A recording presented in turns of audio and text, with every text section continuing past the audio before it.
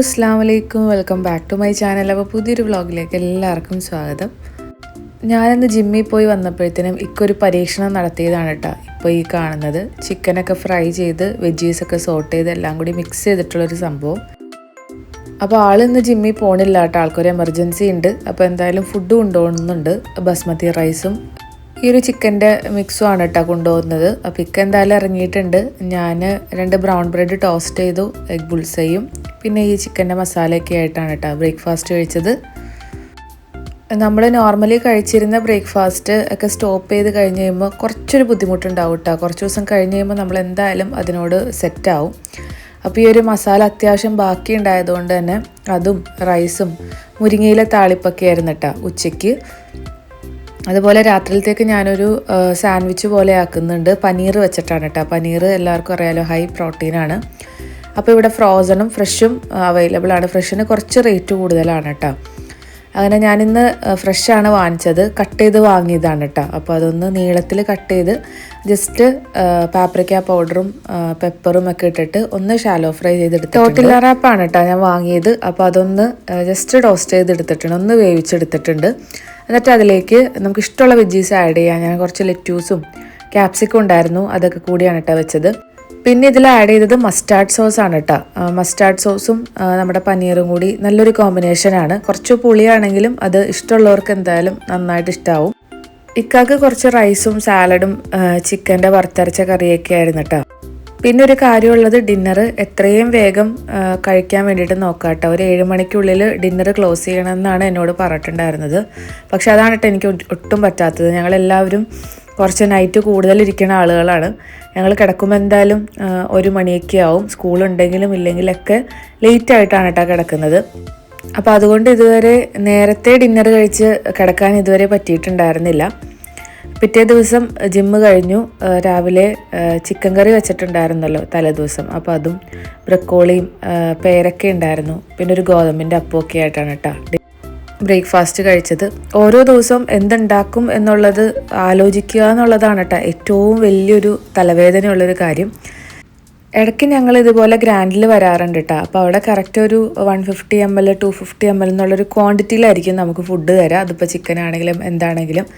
അപ്പോൾ അങ്ങനെ ഞങ്ങൾ ഇടയ്ക്ക് അവിടെ നിന്നും ഫുഡ് വാങ്ങിക്കാറുണ്ട്. പക്ഷേ അവിടുത്തെ മെയിൻ ഒരു കാര്യം, എല്ലാത്തിലും നല്ല ഓയിലാണ് കേട്ടോ.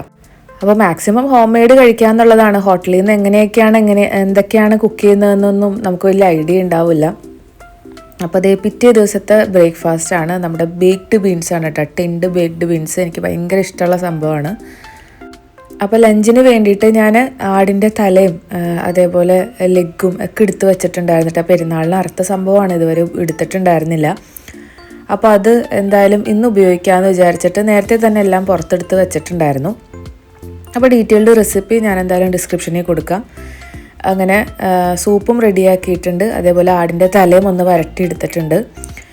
ആടിൻ്റെ തല സത്യം പറഞ്ഞാൽ അടിപൊളിയാണ് കേട്ടോ. എനിക്ക് ഭയങ്കര ഇഷ്ടമായി, നല്ല ടേസ്റ്റ് ഉണ്ടായിരുന്നു. 2 തലയുണ്ടായിരുന്നു.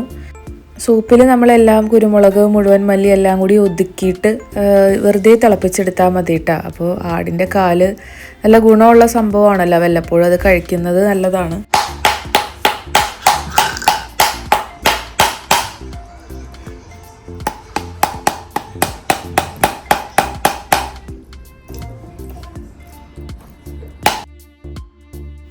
ആടിൻ്റെ തല ഞാൻ അത്രയും വേവിച്ചിട്ടുണ്ട് കേട്ടോ. വലിയ കുക്കറിലാണ് വേവിച്ചെടുത്തത്. അത്രയും വിസിലടിച്ചിട്ടും ആള് പുലി പോലെ നിൽക്കുമായിരുന്നു. അങ്ങനെ വെന്തുടഞ്ഞിട്ടൊന്നുമില്ല. അങ്ങനെയാണെങ്കിൽ നമുക്ക് അതിൻ്റെ അകത്തുള്ള മജ്ജ കാര്യങ്ങളൊക്കെ കഴിക്കാൻ വേണ്ടിയിട്ട് എളുപ്പമായിരിക്കും കേട്ടോ. പക്ഷെ ഇക്ക അങ്ങനെ കുട്ടിയാണ് കേട്ടോ അത് അകത്തുനിന്ന് എടുത്തത്. പക്ഷെ അതിനൊരു പ്രത്യേക ടേസ്റ്റാണ് കേട്ടോ. പ്രത്യേകിച്ച് ബ്രേക്ക്ഫാസ്റ്റിന് പുട്ടിൻ്റെ കൂടെയൊക്കെ നല്ല അടിപൊളിയായിരുന്നു. ഹാസിമിനും നല്ല ഇഷ്ടപ്പെട്ടിട്ടുണ്ടായിരുന്നു കേട്ടോ. അവനും ചോദിച്ച് കഴിക്കുന്നുണ്ടായിരുന്നു.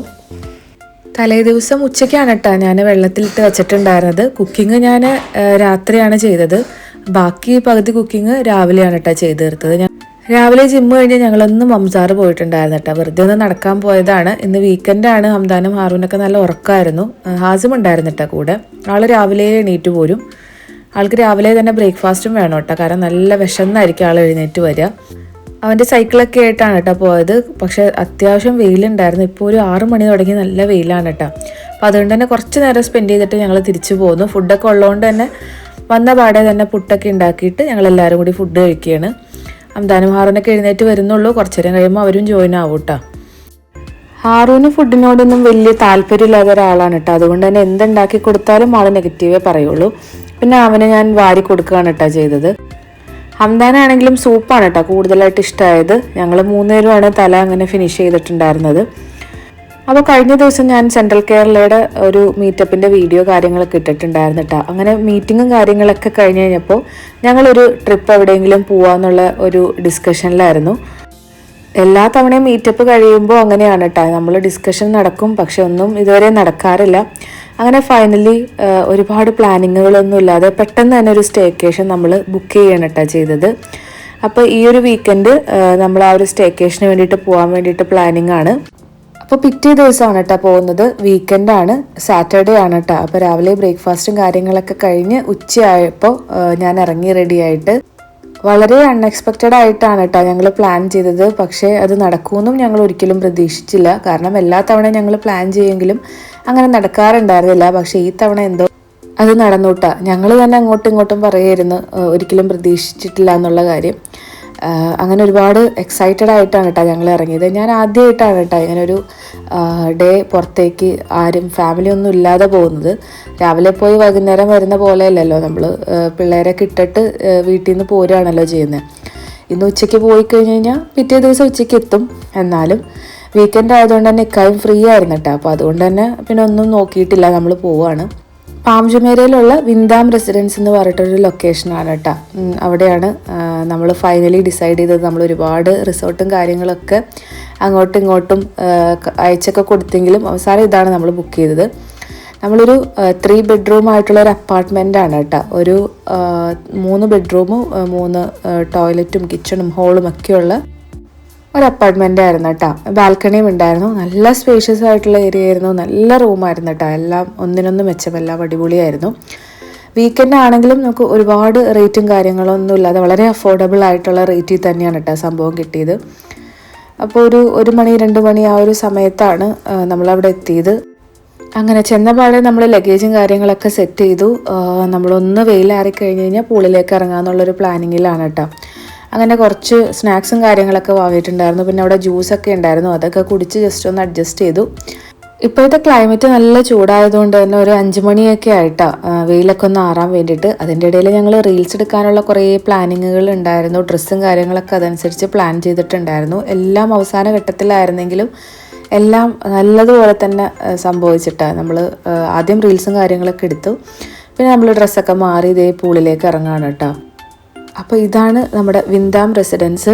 നമുക്ക് ഫാമിലി ആയിട്ടാണെങ്കിലും ഫ്രണ്ട്സ് ആയിട്ടാണെങ്കിലൊക്കെ ചിൽ ഔട്ട് ചെയ്യാൻ പറ്റിയ ഒരു ഏരിയ ആയിരുന്നു കേട്ടോ. ഒരുപാട് തിരക്കൊന്നുമില്ല, എന്നാലും അത്യാവശ്യം ആളുകളൊക്കെ ഉണ്ട്. എൻ്റെ ഒരു ഫസ്റ്റ് എക്സ്പീരിയൻസ് ആണ് കേട്ടോ ലേഡീസ് ഓൺലി സ്റ്റേക്കേഷൻ എന്നുള്ളത്. ഞാൻ ഇതിനു മുമ്പ് ഒരുപാട് റീൽസും കാര്യങ്ങളൊക്കെ കണ്ടിട്ടുണ്ട്. ഈ ലേഡീസ് ഓൺലി പോയിട്ടുണ്ടെങ്കിൽ എന്താ ഇത്ര പ്രത്യേകത, ഫാമിലി ആയിട്ട് പോയാൽ എന്താ കുഴപ്പം എന്നൊക്കെ ഞാൻ വിചാരിച്ചിട്ടുണ്ട് കേട്ടോ. പക്ഷെ അതല്ല, നമ്മൾ ഒരേ വൈബുള്ള കുറേ പേര് ഒന്നിച്ച് ചിൽ ഔട്ട് ചെയ്യുമ്പോൾ ഉള്ളൊരു എൻജോയ്മെൻ്റ് എന്ന് പറഞ്ഞിട്ടുണ്ടെങ്കിൽ അത് വേറെ ലെവൽ തന്നെയാണ് കേട്ടോ. നമ്മൾ ഫാമിലി ആയിട്ട് പോയ എൻജോയ്മെൻറ്റ് ഇല്ല എന്നല്ല, പക്ഷെ കുട്ടികൾ അവരുടേതായിട്ടുള്ളൊരു ലോകത്തായിരിക്കും. ഹസ്ബൻഡാണെങ്കിൽ എവിടെയെങ്കിലും ഫോണിലായിരിക്കും, ഞാൻ വേറെ ഫോണിലായിരിക്കും. ലേഡീസ് ഒരുമിച്ച് കൂടുമ്പോൾ ഉള്ളൊരവസ്ഥ അതല്ല. നമുക്ക് സംസാരിക്കാനായിട്ട് ഒരുപാട് വിഷയങ്ങളുണ്ടാവും. പ്രത്യേകിച്ച് കല്യാണം കഴിഞ്ഞ് മക്കളൊക്കെ ഉള്ളവരാണെങ്കിൽ നമ്മുടെ ഫാമിലി, കുട്ടികൾ, ഫിനാൻഷ്യൽ കാര്യങ്ങൾ, നമ്മൾ കല്യാണം കഴിഞ്ഞ് ഫേസ് ചെയ്ത കാര്യങ്ങൾ, ഇവിടെ വന്നിട്ട് ജോലിക്ക് വേണ്ടിയിട്ടുള്ള സ്ട്രഗിള്, അങ്ങനെ പറഞ്ഞ് ഒരു കഥയിൽ നിന്ന് അടുത്ത കഥയിലേക്ക് ഇങ്ങനെ പോയിക്കൊണ്ടിരിക്കും കേട്ടോ. ലേഡീസ് കൂടിയിട്ടുണ്ടെങ്കിൽ നമുക്ക് സബ്ജക്റ്റിന് ഒരു പഞ്ഞും ഉണ്ടാവില്ല കേട്ടോ. പറയാൻ ഇഷ്ടം പോലെ കഥകളുണ്ടാവും. ഇനിയും ഇതുപോലെ ഒരു 5-6 ദിവസമെങ്കിലും കിട്ടണം നമ്മുടെ എല്ലാ സ്റ്റോറികളും പറഞ്ഞു തീരണമെങ്കിൽ എന്ന് ഞാൻ വിചാരിച്ചിട്ടാ.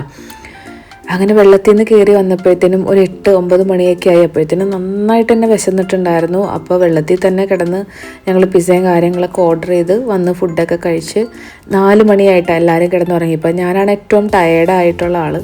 ഞാൻ പെട്ടെന്ന് തന്നെ വെള്ളത്തിലിറങ്ങിയാൽ പ്രത്യേകിച്ചും ഞാൻ വേഗം ഉറങ്ങിപ്പോട്ടെ. 2 മണിയൊക്കെ ആയിക്കഴിഞ്ഞപ്പോൾ ഞാൻ കിടന്നുറങ്ങിയിട്ടുണ്ടായിരുന്നു. അങ്ങനെ എല്ലാവരും ഉറങ്ങി, ആരും ഇതുവരെ എഴുന്നേറ്റിട്ടില്ല കേട്ടോ. അപ്പോൾ ഞങ്ങൾ 2-3 പേര് അങ്ങനെ ബീച്ച് സൈഡ് ഒന്ന് വന്നതാണ്. ബീച്ച് സൈഡാണ് ഈ ഒരു റെസിഡൻസ് ഉള്ളത്. രാവിലെ ഇപ്പോൾ പറയാനില്ല കേട്ടോ, ഒരു 6 മണി കഴിഞ്ഞിട്ടുണ്ടെങ്കിൽ അപ്പോഴേ വെയിലാണ്. രാവിലെ നല്ല വെയിലായിരുന്നു. ഒരു മനുഷ്യൻ പോലും ഉണ്ടായിരുന്നില്ല കേട്ടോ ഈ സമയത്ത്. അങ്ങനെ കുറച്ച് നേരം നമ്മൾ ബീച്ച് സൈഡൊക്കെ നിന്ന് കുറച്ച് ഫോട്ടോസും കാര്യങ്ങളൊക്കെ എടുത്തിട്ട് നമ്മൾ റൂമിലേക്ക് പോരാണ് കേട്ടോ. ഇന്ന് തിരിച്ച് വീട്ടിലേക്ക് പോകണമല്ലോ എന്ന് ആലോചിക്കുമ്പോൾ ഈ പറഞ്ഞോണം ഭയങ്കര സങ്കടമുണ്ട്. എന്നാലും ഒരു ദിവസമെങ്കിൽ ഒരു ദിവസം നമുക്കിങ്ങനെ ചിൽ ഔട്ട് ചെയ്യാനും സംസാരിക്കാനും അതൊക്കെ തന്നെ വലിയൊരു ഭാഗ്യമാണ് കേട്ടോ. അങ്ങനെ നമ്മൾ രാവിലെ തന്നെ ഒരു 9 മണിയൊക്കെ ആയി കഴിഞ്ഞപ്പോൾ എല്ലാവരും കൂടി ഇത് ബ്രേക്ക്ഫാസ്റ്റ് കഴിക്കാൻ വേണ്ടിയിട്ട് ഇറങ്ങിയേക്കുവാണ്. അവിടെ അത്യാവശ്യം തിരക്കുണ്ടായിരുന്നു കേട്ടോ, ഒരുപാട് ആളുകളൊക്കെ ഉണ്ടായിരുന്നു. നമ്മൾ കുറച്ച് ലേറ്റായിട്ടാണ് കേട്ടോ അവിടെ എത്തിയത്, കാരണം വെളുപ്പിനാണ് ഉറങ്ങിയത്. അതുകൊണ്ട് തന്നെ എല്ലാവരും കുറച്ചൊന്നും ഉറങ്ങിയിട്ടുണ്ടായിരുന്നു രാവിലെ. അങ്ങനെ ഫുഡും കാര്യങ്ങളും എല്ലാം ഉണ്ടായിരുന്നു കേട്ടോ. ബ്രേക്ക്ഫാസ്റ്റ് കോണ്ടിനെൻ്റലും അതേപോലെ ഇന്ത്യനും എല്ലാം ഉണ്ടായിരുന്നു. അങ്ങനെ ഫുഡൊക്കെ കഴിച്ച് ഒരുപാട് നേരം സംസാരിച്ചിരുന്നു, ഒരുപാട് റീൽസുകൾ എടുത്ത് ഒരുപാട് എൻജോയ് ചെയ്തൊരു ദിവസമായിരുന്നു കേട്ടോ. അപ്പോൾ നമുക്കൊരു ചാൻസ് കിട്ടിയിട്ടുണ്ടെങ്കിൽ എന്തായാലും ലേഡീസ് ഓൺലി സ്റ്റേക്കേഷൻ എന്ന് പറയുന്നത് അതൊരു നമ്മൾ ഒരിക്കലെങ്കിലും ലൈഫിൽ പോയിരിക്കേണ്ട ഒരു യാത്ര തന്നെയാണ് കേട്ടോ. അപ്പോൾ എന്തായാലും അതൊരിക്കലും നമ്മൾ സ്കിപ്പാക്കരുത്. നമുക്ക് പറ്റിയ ഒരു ചാൻസ് ഉണ്ടെങ്കിൽ എന്തായാലും വീട്ടിൽ നിന്ന് ചാടിക്കൊള്ളണം. മക്കളുടെയും എല്ലാവരുടെയും കാര്യങ്ങൾ കഴിഞ്ഞിട്ട് നമ്മൾ ഇറങ്ങാമെന്ന് വിചാരിച്ചിട്ടുണ്ടെങ്കിൽ അത് നടക്കൂല കേട്ടോ. അപ്പോൾ നമുക്ക് ഒരു ഗ്യാപ്പ് കിട്ടിയിട്ടുണ്ടെങ്കിൽ നമ്മൾ ഇറങ്ങാമെന്നുള്ളത് മാത്രമാണ് നമുക്ക് ചെയ്യാൻ പറ്റിയ കാര്യം.